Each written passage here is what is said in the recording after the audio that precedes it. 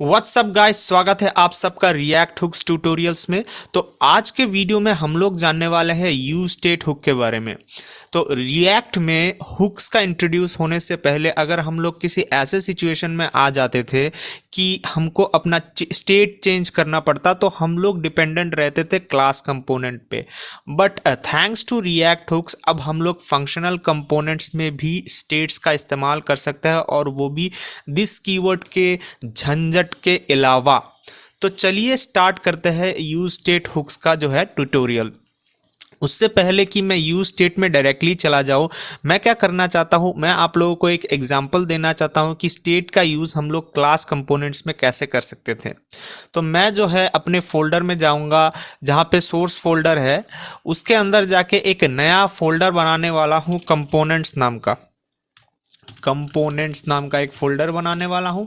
उसके अंदर एक फाइल डालने वाला हूं जिसका नाम होगा क्लास काउंटर नाम डॉट। आप जेएस भी दे सकते हैं, आप जेएसएक्स भी देख सकते हैं, कोई दिक्कत वाला बात नहीं है। अब आगे बढ़ने से पहले एक और चीज़ मैं बताना चाहूँगा कि यहाँ पे एक एक्सटेंशन है जो आप डाउनलोड कर सकते हैं। रिएक्ट जेएस लिख के सर्च कीजिए। ये वाला जो एक्सटेंशन है इसको आप आराम से डाउनलोड कर सकते हैं। ये बहुत ही हेल्प करने वाला है हमारे रिएक्ट जेएस डेवलपमेंट में। और यहाँ पे हमारा एक्सटेंशन जो है वो इंस्टॉल हो चुका है। आप लोग देख सकते हैं कितने सारे लोगों ने इसको इंस्टॉल कर रखा है। तो फिलहाल के लिए मैं इसको कर देता हूँ क्लोज, और उसके बाद ये साइड बार को भी क्लोज कर देता हूँ। अभी मैं इसको साइड में लेके चले जाता हूँ। बहुत बढ़िया। अब यहाँ पे देखिए इस एक्सटेंशन का कमाल। क्लास कंपोनेंट में हम कैसे बनाएंगे, बस लिखेंगे RCE और ये देखिए रिएक्ट क्लास एक्सपोर्ट कंपोनेंट, ये खुद से हमको बता दे रहा है। ठीक है ना। अब ध्यान रखने वाला बात क्या है, हम लोग क्लास कंपोनेंट का नाम जो है वो कैपिटल में देने वाले हैं। तो यहाँ पे कैपिटल दे दिया, ये तो हट गया यहाँ से यार। तो मैं इसको वापस क्लास काउंटर दे देता हूँ नाम। बहुत बढ़िया।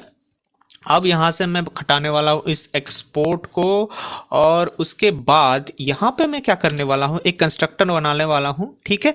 अब कंस्ट्रक्टर बनाने का जो स्निपेट है वो है rconst। देखिए क्लास कंस्ट्रक्टर यहाँ पे बता रहा है ये खुद से।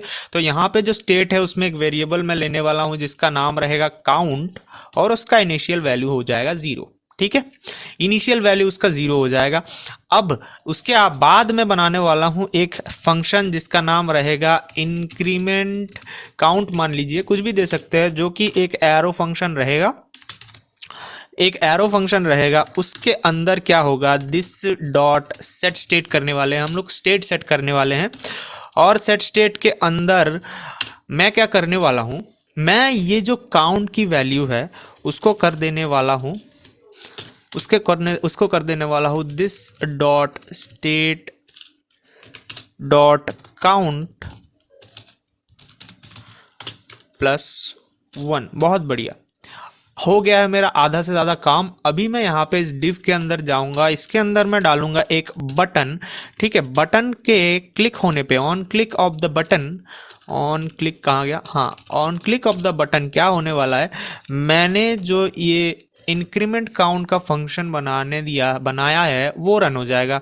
और बटन के अंदर लिखा क्या होगा, बटन के अंदर लिखा होगा कि काउंट जो है वो क्या हो जाएगा, उसका वैल्यू भी तो सेट करना है। काउंट का वैल्यू हो जाएगा दिस डॉट स्टेट डॉट, एक ही तो वेरिएबल है काउंट, ये क्या हो गया, COUNT। ओके, बहुत बढ़िया। अब मैं इसको कर देता हूँ save this dot state dot count. बहुत बढ़िया, बहुत बढ़िया। अब ना एक और चीज़ कर सकता हूँ, राइट क्लिक करूँगा, इसको फॉर्मेट डॉक्यूमेंट करूँगा ताकि दिखने में सुंदर लगे। सेव कर दिया। अब हम जाएंगे अपने ऐप डॉट जेएस में, उसके अंदर हम लोग इस क्लास काउंटर को इम्पोर्ट करने वाले हैं। ठीक है ना। तो इम्पोर्ट लिखेंगे, ये भी काम हमारा बाकी का रिएक्ट ही कर देगा। इम्पोर्ट लिखेंगे, उसके बाद लिखेंगे क्लास काउंटर। ये देखिए खुद से सजेशन दे रहा है। मैं यहाँ पे क्लिक करूँगा, आ जाएगा क्लास काउंटर। और याद रखना, मैं बार बार बोल रहा हूं कि इसका नाम स्मॉल कैप से स्टार्ट हो सकता है, लेकिन ये जो क्लास हम देने वाले हैं वो कैपिटल से स्टार्ट होना ज़रूरी है। अब आगे चलेंगे। यहाँ पे बस जो हमने क्लास काउंटर बनाया है उसको इंक्लूड कर देंगे, और हम लोग कर देंगे सेव। अब देखिए हमारा जो काउंटर है वो बहुत ही बढ़िया तरीके से काम कर रहा है। तो रिएक्ट में हुक्स इंट्रोड्यूस होने से पहले हम लोग क्लास कंपोनेंट्स के हेल्प से ऐसे हमारा स्टेट को मैनेज करते हैं। मैं एक काम करता हूँ, इसका नाम चेंज करके दे देता हूँ class counter, class counter, class counter, या क्लास काउंट ही रहने दीजिए, मैं सेव कर देता हूँ इसको, क्लास काउंट रह गया। ठीक है, अभी हमारा गोल क्या रहेगा, सेम चीज़ को अचीव करना। फिर भी अब देखिए ये जो कोड मैंने लिखा है ना, ये बहुत ही ज़्यादा झंझट वाला हो जाएगा। देखना अब जस्ट ये देखना कि हम लोग फंक्शनल कंपोनेंट्स के हेल्प से यूज स्टेट का कैसे इस्तेमाल करते हैं और हमारा कोड कितना छोटा हो जाता है। तो मैं क्या करूँगा, कंपोनेंट्स फोल्डर के अंदर एक और फाइल बना दूंगा जिसका नाम रहेगा हुक काउंटर, हुक काउंटर, और वो भी JS या JSX कुछ भी डाल सकते हैं हम लोग। मैं JSX डाल रहा हूँ और इसको कर देता हूँ बंद। ये क्या हो गया, Z, ओके, इसको कर देता हूँ बंद। तो हमारा जो फंक्शनल कंपोनेंट बनाने का स्निपेट है वो लिखना है RFCE, और यहाँ पे देखिए रिएक्ट फंक्शनल कंपोनेंट एक्सपोर्ट लिखा है, और यहाँ पे जो नाम है वो ध्यान रखने वाला चीज़ है, ये होना चाहिए कैपिटल में और ये भी होना चाहिए कैपिटल में। मैं जानबूझ के इन सब चीज़ों को कैपिटल स्मॉल में लिखा रहा हूँ ताकि आप लोगों को पता चले कि यहाँ पे कैपिटल में ये होना चाहिए। ठीक है ना। अभी मैं इस चीज़ को डायरेक्टली पहले यहाँ पे इंक्लूड करने वाला हूँ। कैसे करूँगा, पहले तो इसको सेव कर देता हूँ, फिर app.js में आऊँगा, वापस से मैं करने वाला हूँ इम्पोर्ट। ये हमारा इंपोर्ट हो चुका है। क्या इंपोर्ट करने वाला हूँ, हुक काउंटर को इंपोर्ट करने वाला हूँ, और यहाँ पे हुक काउंटर को लिखने वाला हूँ। ठीक है, हुक काउंटर, और यहाँ पे हमारा काम हो जाएगा। जैसे ही मैं सेव करूँगा यहाँ पे हुक काउंटर आ चुका है। ठीक है ना। अब मैं क्या करने वाला हूँ, इसके अंदर हम लोग यूज़ करने वाले हैं यूज़ स्टेट हुक का, है ना, क्या यूज़ स्टेट हुक का। तो उसके लिए यहाँ पे रिएक्ट के बाद कॉमा देके उसको इंपोर्ट करना पड़ेगा। उसका नाम क्या है, यूज़ स्टेट हुक। ठीक है। अब आगे मैं क्या करने वाला हूँ, यहाँ पे जाऊँगा। अब ये जो यूज़ स्टेट है एक इनिशियल वैल्यू लेगा। ठीक इसकी तरह जो पहला स्टेट एक इनिशियल वैल्यू लेता था, सेम ये भी एक वैल्यू लेगा। यहाँ पे भी हमारा इनिशियल वैल्यू 0 हो जाएगा। ठीक है। अब उसके बाद इस पर तो वेरिएबल डालना पड़ेगा ना, तो यहाँ पे एक वेरिएबल डाल देते हैं हम लोग। ये जो इनिशियल वैल्यू है, किसका इनिशियल वैल्यू है, वो वेरिएबल हो जाएगा। मान लीजिए पहला है काउंट और दूसरा है सेट काउंट। ठीक है, ये वाला इस चीज़ का इनिशियल वैल्यू है, और इसको हम लोग as a setter function set count use करेंगे। ठीक है ना। इस चीज़ को बोलते हैं एरे डिस्ट्रक्चरिंग। आप लोगों को अगर एरे डिस्ट्रक्चरिंग नहीं आता तो कोने में आई बटन पे मैं लिंक दे दूंगा, वहाँ पे जाइए, क्लिक कीजिए और पहले वो देख लीजिए। बहुत ही आसान रहेगा आप लोगों के लिए ये चीज़ समझना। ठीक है। अब हम लोग क्या कर सकते हैं, इसको हटा देता हूँ यहाँ से, और यहाँ पे वापस से एक बटन डाल देता हूँ। बटन पे जो ऑन क्लिक होगा तब क्या होगा, एक एरो फंक्शन मैं यहाँ पे डायरेक्टली लिख देता हूँ क्योंकि ये छोटा वाला फंक्शन है। तो इसके अंदर सेट काउंट जो है वो क्या हो जाएगा, काउंट, पहले जो वैल्यू था वो काउंट +1, एकदम आसान।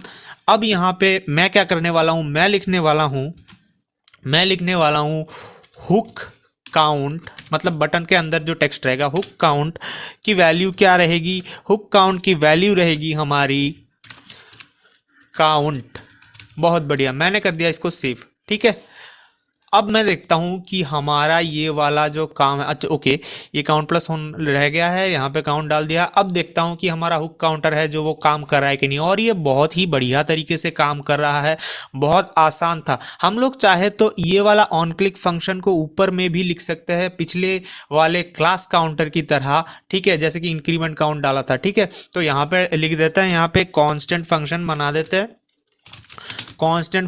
देते हैं इंक्रीमेंट काउंट, और उसके बाद ये भी हमारा क्या रहेगा, एक रहेगा ये भी हमारा एरो फंक्शन। तो उसके अंदर हम क्या करने वाले हैं, हम लोग जो सेट काउंट है, हम लोग का जो सेट काउंट है उसमें क्या लिखने वाले हैं, सेट काउंट के अंदर काउंट +1 लिखने वाले हैं। बहुत बढ़िया। और यहाँ से जो है इसको पूरा का पूरा हम लोग हटा सकते हैं। तो पूरा का पूरा हटा के हम लोग यहाँ पे क्या डालने वाले हैं, पूरा का पूरा हटा के हम लोग यहाँ पे डालने वाले, सॉरी ये क्या हो गया, कुछ ज़्यादा ही कट गया लगता है, ठीक है। तो पूरा का पूरा हटा के हम लोग यहाँ पे डालने वाले हैं इंक्रीमेंट काउंट। बहुत बढ़िया, मैं कर देता हूँ इसको सेव और सेव कर देता हूँ। सेव करने के बाद रिलोड करता हूँ, देखते हैं काम करता है कि नहीं। ये देखिए बहुत बढ़िया काम कर रहा है, पहले की तरह काम कर रहा है। तो मैं सिंगल लाइन कोड था इसलिए डायरेक्ट इधर लिख दिया, आप चाहे तो ऐसे भी लिख सकते हैं। तो होप सो आप लोगों को यूज स्टेट के बारे में पूरी पता चल गया होगा। ये देखिए क्लाउस काउंटर वाला कोड और ये यूज स्टेट वाला कोड, इतना भी नहीं होता, ये सेम लाइन पे लिख देता। मैं आप लोगों को समझाने के लिए कि हाँ इसको ऐसे भी लिख सकते हैं, मैंने इसके लिए इसको ऐसे लिखा है। तो ये देखिए यूज स्टेट के वजह से हमारा कोड कितना आसान हो गया। दिस वाला कोई ये दिस वाला कोई झंझट ही नहीं है, यहाँ पे झटके से हो गया है, ठीक है ना। तो होप सो आप लोगों को ये वीडियो पसंद आया होगा। अब आगे आप यहाँ से चले जाए, मैं जो है आप लोगों को इंपॉर्टेंट एक दो चीजें बोलना चाहूंगा। सबसे पहला बात तो यूज स्टेट के अंदर बहुत ही इंपॉर्टेंट टॉपिक्स और भी रह गए हैं, मैं आगे के पार्ट्स में इन सबको डिस्कस करता जाऊंगा। और उससे भी जरूरी बात, मैं कुछ इंपॉर्टेंट चीज आपको बताना चाहता हूं। तो इंपॉर्टेंट रूल्स जो है, सबसे पहला रूल है कि हुक्स को हमेशा टॉप लेवल में कॉल करना है। इसको हुक्स को कभी भी लूप्स के अंदर, कंडीशंस के अंदर, नेस्टेड फंक्शंस के अंदर नहीं कॉल करना है। ऐसा क्यों नहीं करना है मैं आगे के वीडियोस में आराम से समझा दूंगा, वरना वीडियो बहुत ही लंबा हो जाएगा। और दूसरा याद ध्यान रखने वाला चीज़ ये है कि हम लोग हुक्स को सिर्फ और सिर्फ फंक्शनल कंपोनेंट्स में यूज़ करते हैं, ना कि क्लास कंपोनेंट्स में। बस इतना ही था आज का वीडियो। अगर अच्छा लगा हो तो लाइक करें, अपने दोस्तों के साथ शेयर करें। मिलते हैं अगले वीडियो में।